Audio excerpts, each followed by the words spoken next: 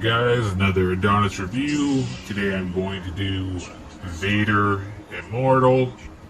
This is a 3-episode VR game that you essentially play as a random, voiceless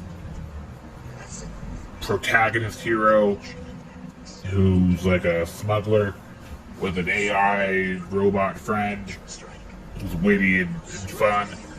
And essentially you get pulled into a planet, like a mining planet where Darth Vader is, and you find out you're a Jedi with Jedi powers, and you have to save the planet from Darth Vader before he kills everybody and does terrible, evil things. So I'll go into the good and bad of this, and I've seen a lot of comparisons between, what might be better, this or Star Wars Galaxy's Edge, and it is a debatable and tough question with the positives and negatives that come with either or.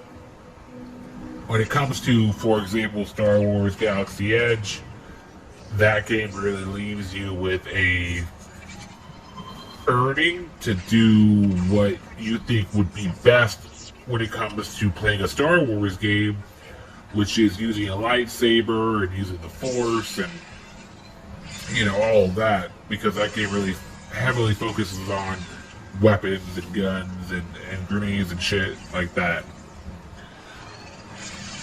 And it's very obvious that Star Wars almost seems like a perfect medium to play a VR game.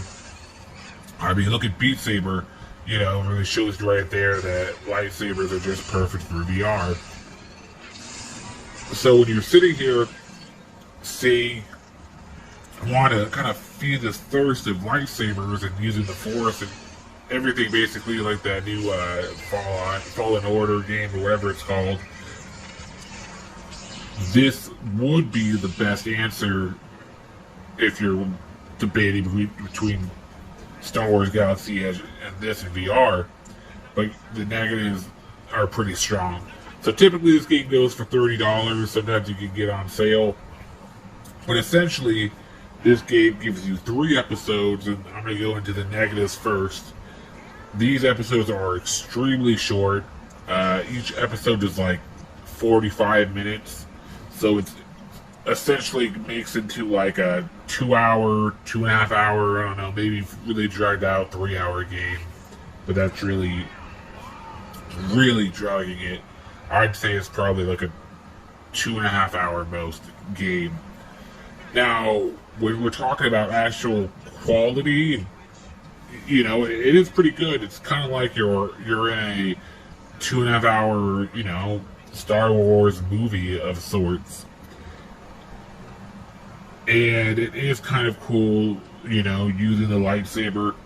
Essentially, you can have a lightsaber, you can kind of chuck the lightsaber and pull it back with the Force. You can throw rocks with the Force and pull things to you. You can pull guns to you and use guns and all things in that fashion. So it gives you a pretty fine taste of what you'd hope to get from a Star Wars game, but it does it kind of half-assly. The lightsaber, in essence, seems pretty cool, but when it actually comes to having battles with it, it does not give you in any shape or form a good enough amount of fighting with the lightsaber to where you can just hack and slash things and kind of freedom. It puts you in very self-contained battles where you have to block, and then slash. Block, slash. And they're very few and far between. You do it very seldomly. If this game, to be truly worth it, should have added add fucking another 2 hours of just battles that maybe you really be getting your money's worth of you just fucking running through people with lightsabers and the powers. But like I said, you get very few battles with the lightsaber. When you do, it's a really choreographed fight, which is kind of a shame. So that is a pretty big negative. Like I said, for what it gives you, I've seen it on sale for $15. So, you know, $15, 3 episodes, $5 an episode. Not a bad deal. Like I said, to play a pretty decent quality VR Star Wars movie, but it really ends so short that it hurts. It hurts to recommend telling you to buy it when it's so over so quickly.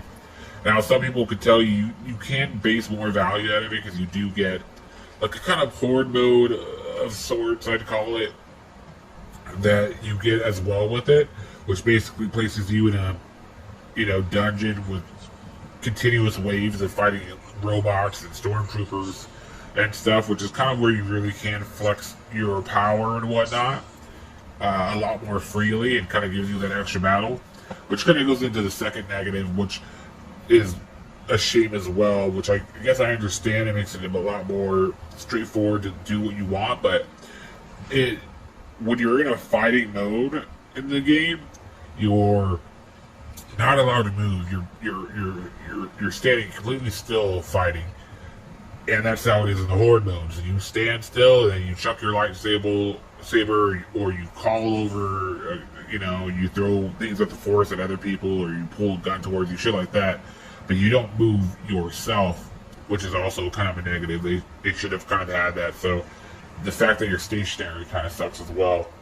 But maybe you can get your money's worth of that if you don't mind playing. If you like playing horde modes. I move game to game so often that just stopping for an hour just to play the round 50 of a horde mode, probably not going to do it. I'd rather just the story be 2 hours longer, get more of it that way. But anyways, like I said, it is pretty cool for what it gives you. The quality is good. It looks very decent.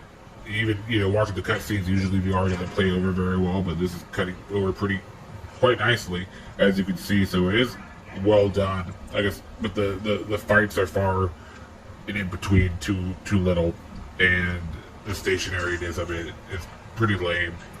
But if you can get past that, like I said, if you get it on sale for $15, I'd say it's worth a try.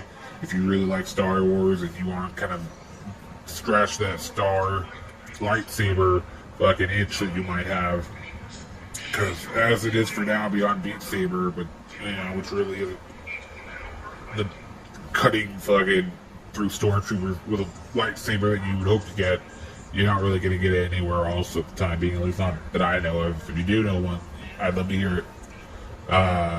So yeah, like I said, good game, could be a good movie. Maybe if your character could talk a little bit, you don't say a word, that kind of makes you not likable either, but oh well. But beyond that, if you find it for cheap, maybe $10 would be incredible. I'd say give it a whirl. I think it's definitely worth the $10 experience, but it's definitely more of an experience rather than a game that, lasts hours and whatnot. So, hope that helps you make a decision on if you should try this game or not. Like I said, it's not that bad, but it's just really, really short. It's really the main painfulness of it all. Later, guys.